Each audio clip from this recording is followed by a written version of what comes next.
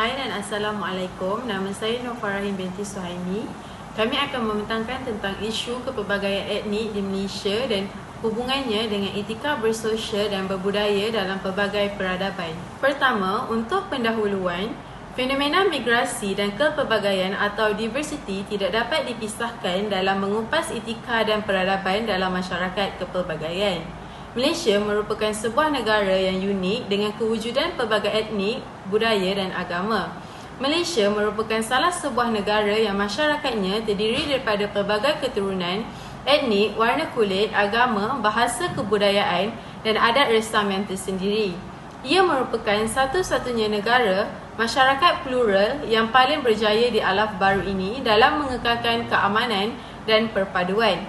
Masyarakat majmuk mempunyai konsepnya dan sejarah yang tersendiri di Malaysia.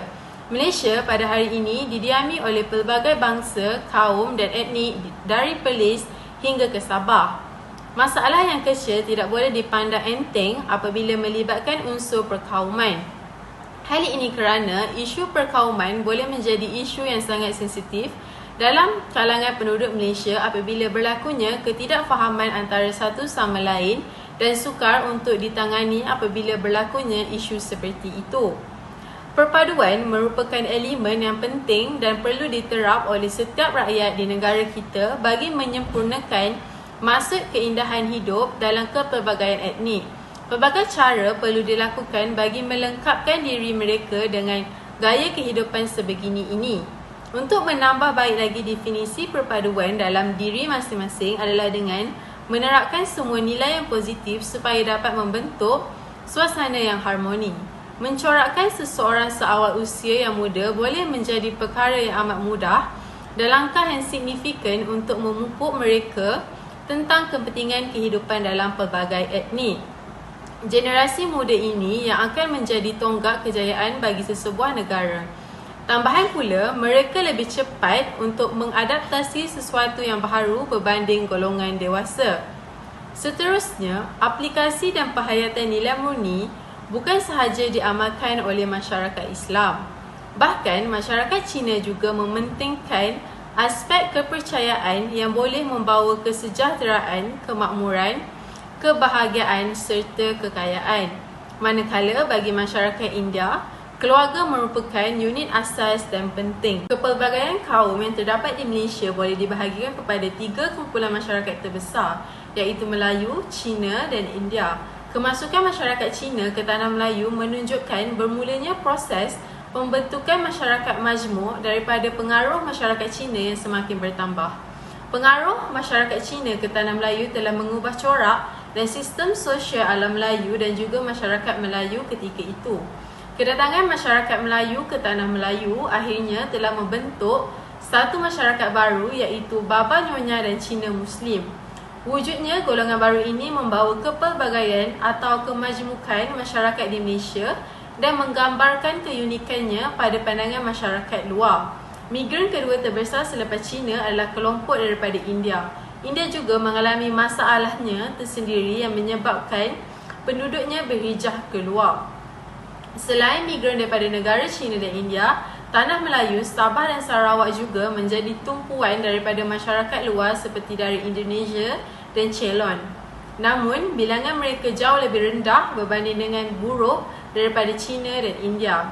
Setelah kemasukan migran daripada luar, bermulalah proses pembentukan masyarakat majmuk yang berbilang kaum seperti sekarang. Proses pembentukan masyarakat pada mulanya sukar kerana berbeza fahaman, amalan, rasa dan etnik serta kehidupan seharian. Assalamualaikum warahmatullahi wabarakatuh.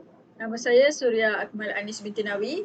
Saya akan menerangkan tentang faktor-faktor terjadinya kepelbagaian etnik di Malaysia.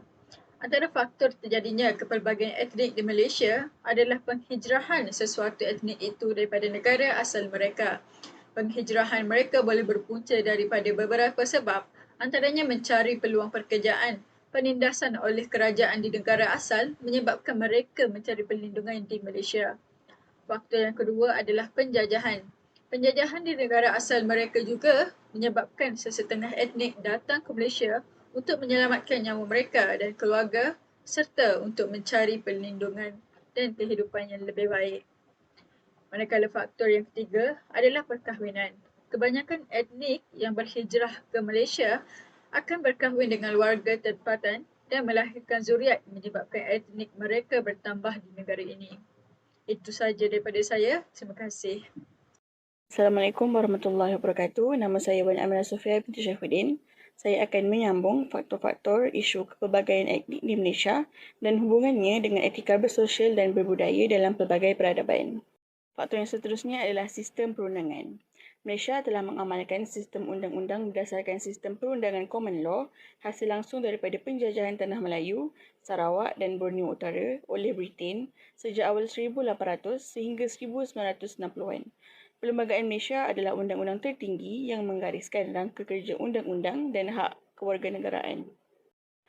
Sistem perundangan yang teratur sangat penting dalam membentuk akhlak baik seseorang. Ia juga menghalang seseorang bertindak di luar kawalan dan supaya kita elok di mata masyarakat. Rakyat Malaysia tidak harus bersikap perkauman yang melampau dan cuba memainkan sentimen agama untuk meraih sokongan kerana kalau silap langkah, ianya boleh mencetuskan perbalahan antara kaum dan agama di negara ini. Kita perlulah menghormati pandangan orang lain dan sekiranya tidak bersetuju, kita boleh berbincang secara baik tanpa perlu menghina dan memperlekehkan usaha orang lain. Faktor yang seterusnya adalah penggumbalan Perlembagaan Malaysia. Perlembagaan merujuk kepada satu dokumen yang mengandungi himpunan undang-undang dasar tentang prinsip-prinsip asas yang dianggap penting untuk pemerintahan dan pentadbiran sesebuah negara. Perlembagaan menyatakan secara jelas berkenaan pembahagian kuasa antara semua badan dan institusi yang terlibat dalam pemerintahan dan pentadbiran sesebuah negara serta cara kuasa tersebut dilaksanakan. Telah terkandungnya Perlembagaan Persekutuan sebagai kontrak sosial antara kaum.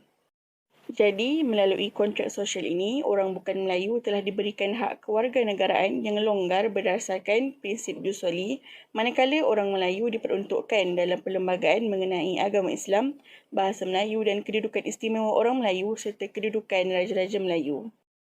Pematuhan terhadap perlembagaan serta memahami peruntukan-peruntukan tertentu perlembagaan adalah penting untuk menjana hubungan etnik yang erat dan harmoni di negara Malaysia. Assalamualaikum, nama saya Nur Syaidah binti Muhammad Zani.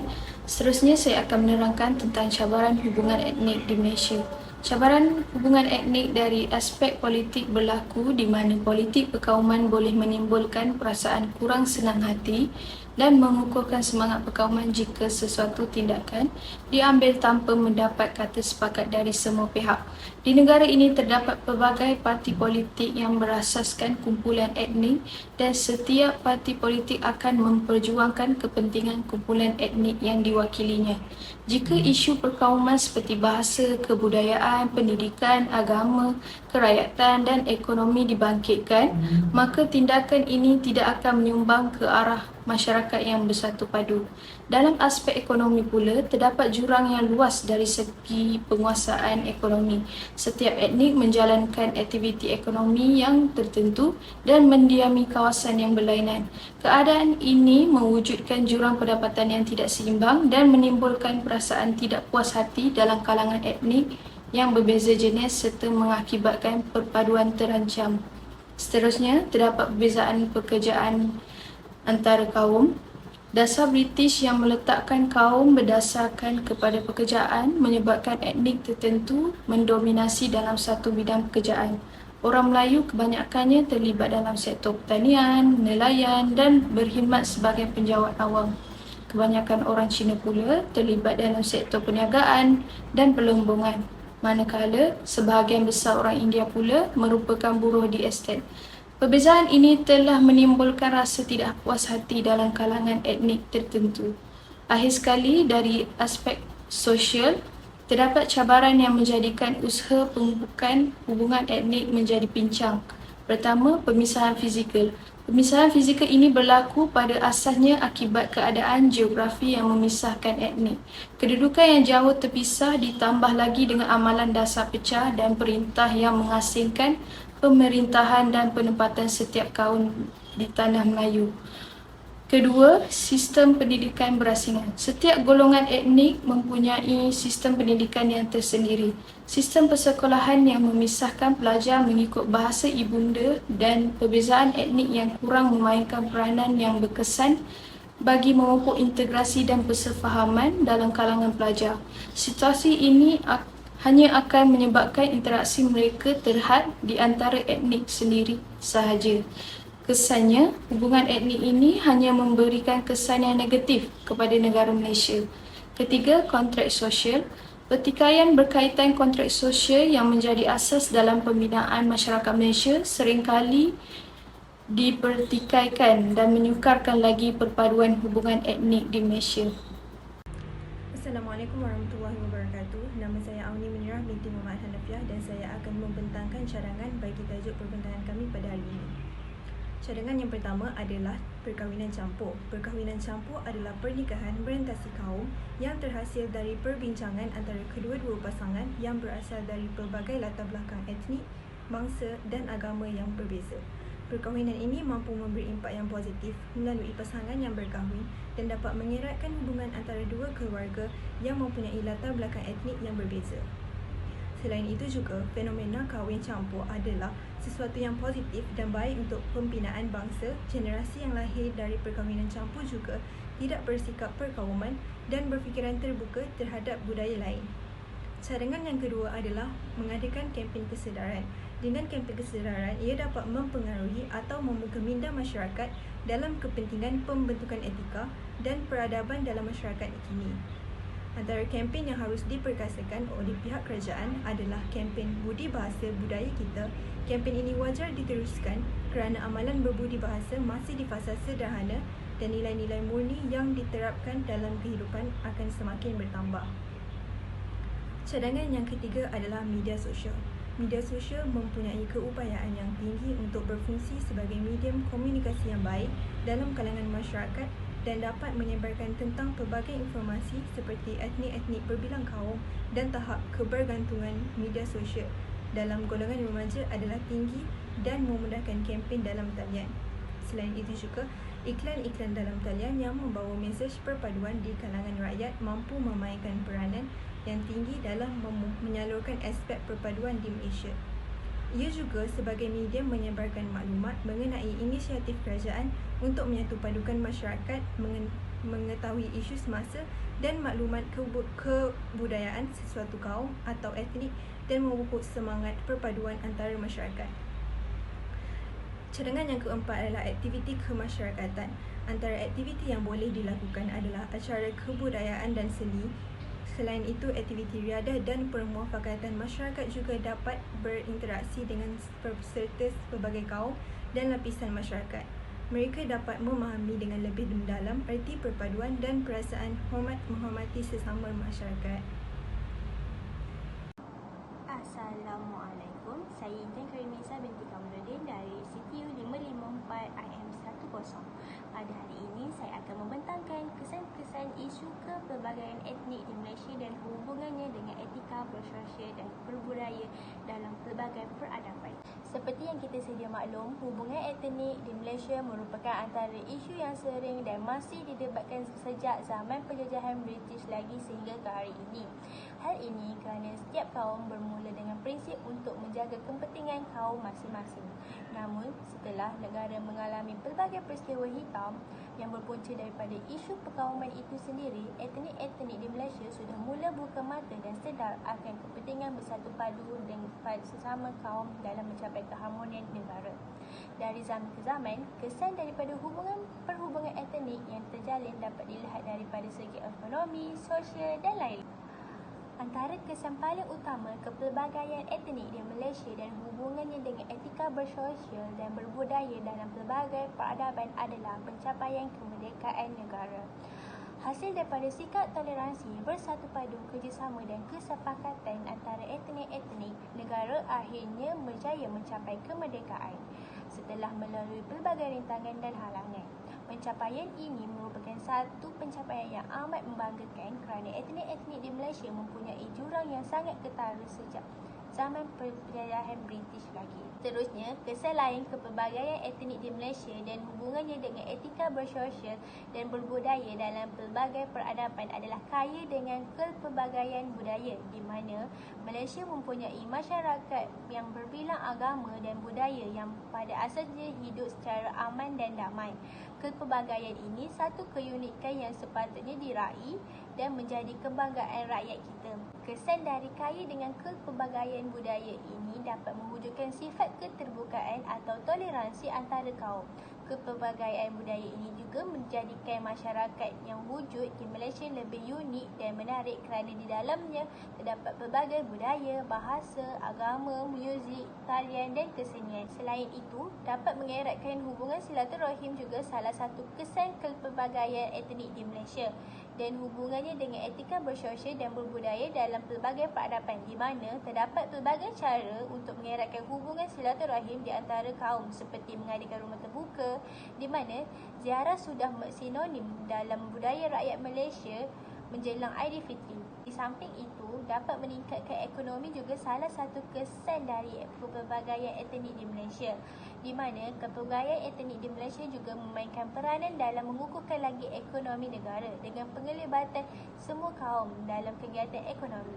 Misalnya, dasar ekonomi baharu yang dilancarkan pada tahun 1970 oleh Tun Abdul Razak adalah bertujuan untuk menyusun semula ketidakseimbangan sosial ekonomi yang wujud di negara ini.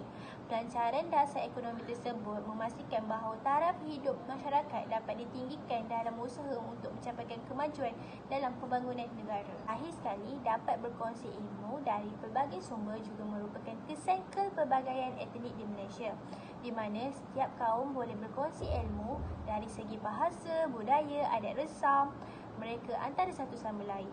Secara tidak langsung, hal ini dapat mengeratkan lagi hubungan antara kaum. Sekali, untuk kesimpulan, kepelbagaian etnik merupakan antara salah satu imej di negara kita.